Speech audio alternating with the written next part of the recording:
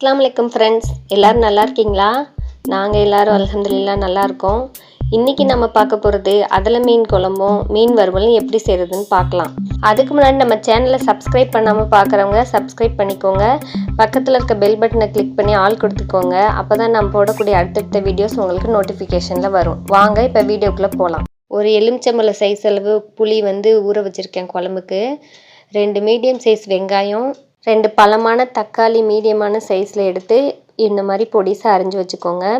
கருவேப்பிலை, ஒரு கொத்து கருவேப்பிலை, கொத்தமல்லி இலை பொடியாக கட் பண்ணி வச்சுக்கோங்க.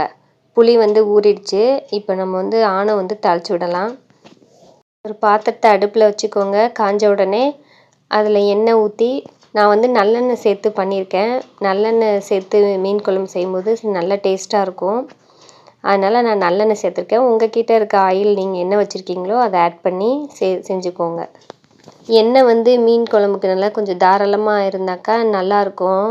குழம்பு நல்லா டேஸ்ட்டாக இருக்கும். அதனால் நான் ஒரு 4 டேபிள் ஸ்பூன் அளவுக்கு எண்ணெய் சேர்த்துக்கிறேன்.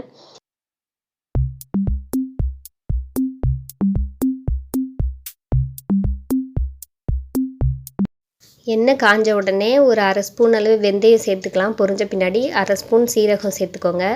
சீரகமும் பொரிஞ்ச உடனே நம்ம ஒரு 5-6 பல் பூண்டு சேர்த்துக்கலாம். ஒரு கொத்து கருவேப்பிலையும் இதோட ஆட் பண்ணிக்கலாம்.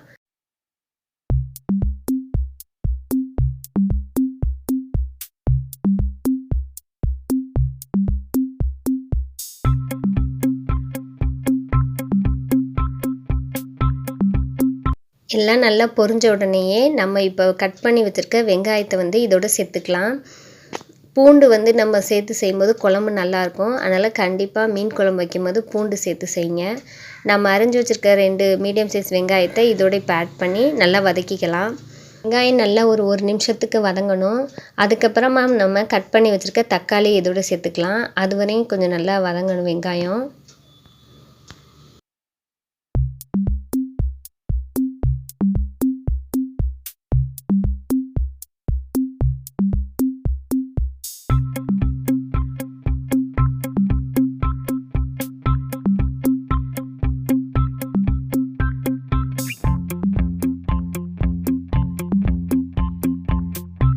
நல்லா வதங்கிடுச்சு. இப்போ நம்ம கட் பண்ணி வச்சுருக்க தக்காளி இதோட சேர்த்துக்கலாம்.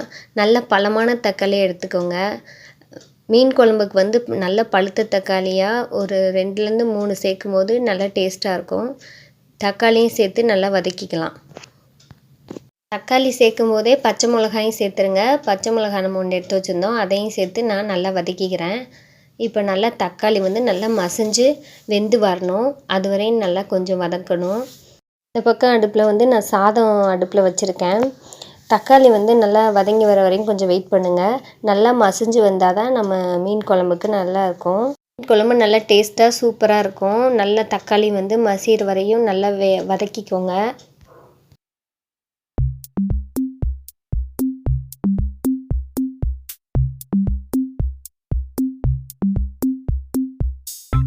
தக்காளி மசிஞ்சு வர்றதுக்குள்ளே நாம் புளியை கரைச்சி குழம்ப கூட்டி வச்சுக்கலாம்.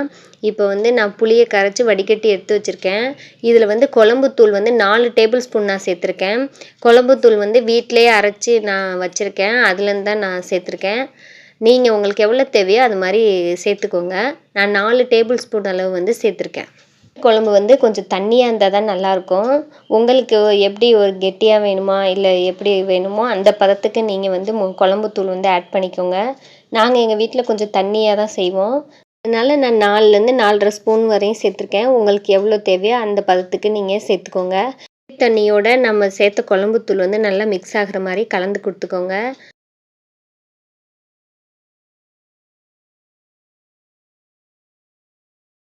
இப்போ நல்லா கலந்துட்டு இதில் மஞ்சத்தூள் ஒரு 1/2 டேபிள் ஸ்பூன் சேர்த்துக்கலாம். மஞ்சத்தூள் சேர்த்துட்டு நல்லா மிக்ஸ் பண்ணிவிட்டு ரெடியாக எடுத்து வச்சுக்கோங்க.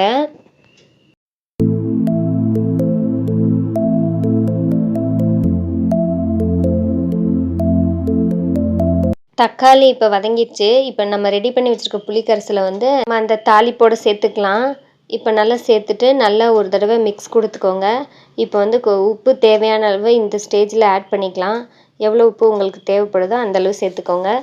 உப்பு சேர்த்துட்டு எல்லாம் காரம் எல்லாம் கரெக்டாக இருக்கான்னு பார்த்துட்டு நல்லா குழம்பு வந்து இப்போ கொதிக்கணும். அதுக்காக நம்ம ஒரு மூடி போட்டு மூடி வச்சுக்கலாம்.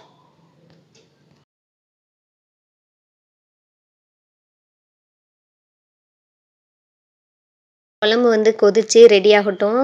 நம்ம வாங்க அதுக்குள்ளே நம்மளோட பன்னீர் ரோஸ்ட் எப்படி இருக்குன்னு பார்த்துட்டு வரலாம்.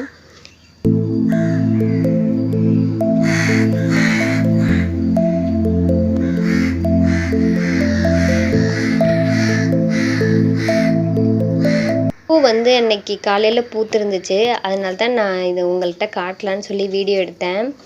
பாருங்கள், பூ வந்து இப்போ தான் பூத்திருக்கு. ரொம்ப நாள் எல்லா இலையும் காஞ்சு போய் இதுவாக இருந்துச்சு. நான் எல்லாத்தையும் வந்து கட் பண்ணி விட்டுட்டேன். அதனால தான் வெறும் ஸ்டெம் மட்டும் இருக்குது. அங்கங்கே கிளைகளாக இருக்குது பாருங்கள். இதில் இந்த பக்கம் இருக்க இந்த லீஃப்லாம் வந்து கொஞ்சம் நல்லா புதுசாக துளிர் விட்டு இருந்துச்சு. அதனால தான் அதை அப்படியே விட்டுட்டேன். இந்த கிளைகளில் மட்டும் முட்டை வந்து வச்சிருந்துச்சு. அதனால தான் பூ பூத்தோடனே கட் பண்ணிக்கலான்னு சொல்லி நான் அப்படியே விட்டுட்டேன். பாருங்கள், அழகாக பூத்துருக்கு. பன்னீர் ரோஜா உடம்புக்கு ரொம்ப ரொம்ப நல்லது. யாருக்கெல்லாம் பிடிக்கும்னு கமெண்ட்டில் சொல்லுங்கள். இப்போ வந்து நம்ம மீன் பொரிக்கிறதுக்காண்டி நான் மசாலா போட்டு பிரட்டி வச்சுருக்கேன். மசாலாவுக்கு வந்து 2 ஸ்பூன் தனி மிளகாத்தூள், 1 ஸ்பூன் வந்து மல்லித்தூள், அரை டீஸ்பூன் மஞ்சத்தூள், தேவையான அளவு உப்பு சேர்த்து நல்லா பிரட்டி 2 மணி நேரத்துக்கு ஊற வச்சுக்கோங்க. ஊற வச்ச மீனை நாம் இப்போ ஒன்று ஒன்றா பொரித்து எடுத்துக்கலாம். கொதித்து ரெடியாகி வர்றதுக்குள்ள நம்ம இந்த சைடு வந்து மீனை பொரித்து எடுத்து வச்சுக்கலாம். நாங்கள் வந்து குழம்புக்கு ஆணுன்னு சொல்லுவோம். நீங்கள் கன்ஃபியூஸ் ஆகிடாதீங்க.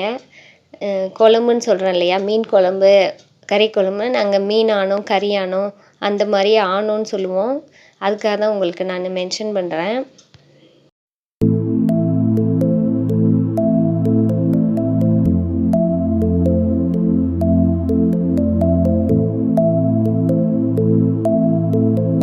சாரிங்க, குழம்பு வந்து ஒரு 10 மினிட்ஸ் கொதித்த பின்னாடி நான் வந்து மீனோட மண்டை அப்புறம் வந்து மாங்காவும் சேர்த்து நான் கொதிக்க வச்சுட்டேன்.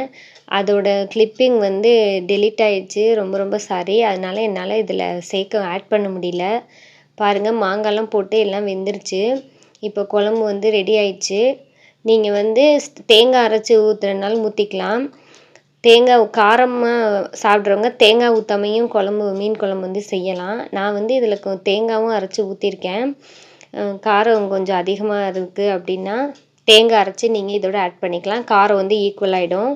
இப்போ வந்து கடைசியாக மல்லி இலை கட் பண்ணி நீங்கள் இது மேலே தூவி இறக்கிடலாம். இப்போ குழம்பு வந்து ரெடி ஆயிடுச்சு.